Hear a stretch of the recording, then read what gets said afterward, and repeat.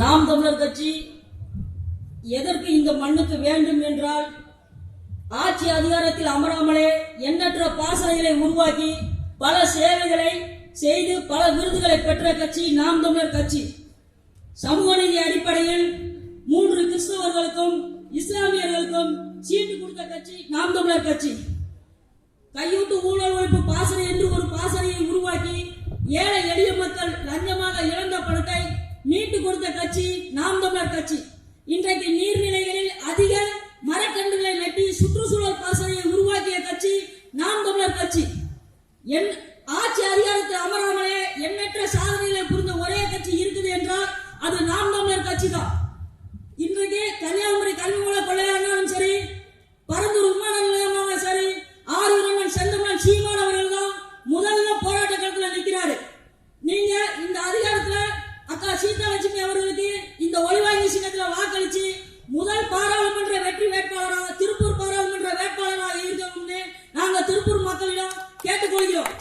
40 பாராளுமன்ற தொகுதியில் யாருக்கும் எச்சரிக்கை விடுக்காத ஒரு எச்சரிக்கையை அண்ணன் அக்கா சீதாலட்சுமி அவர்களுக்கு எச்சரிச்சிருக்கார்.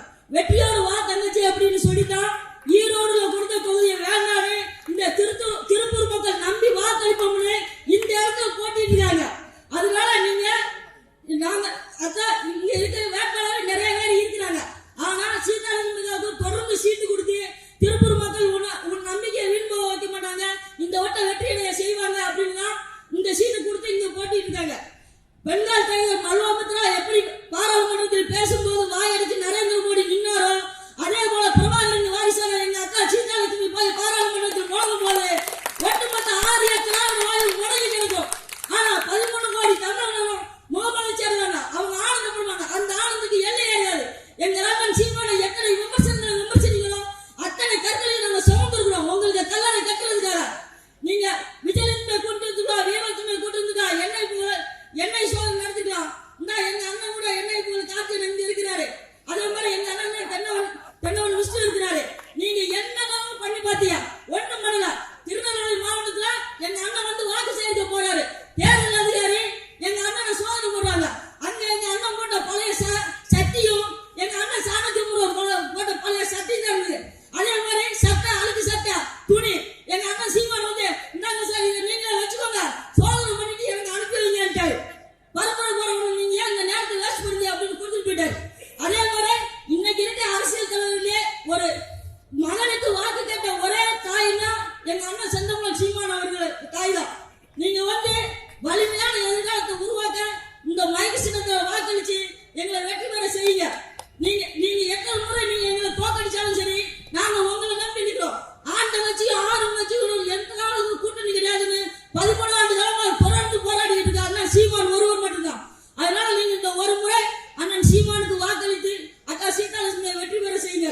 20 ஆண் வேட்பாளர் 20 பெண்கள் வேட்பாளர் நிறுத்திருக்கிறோம்.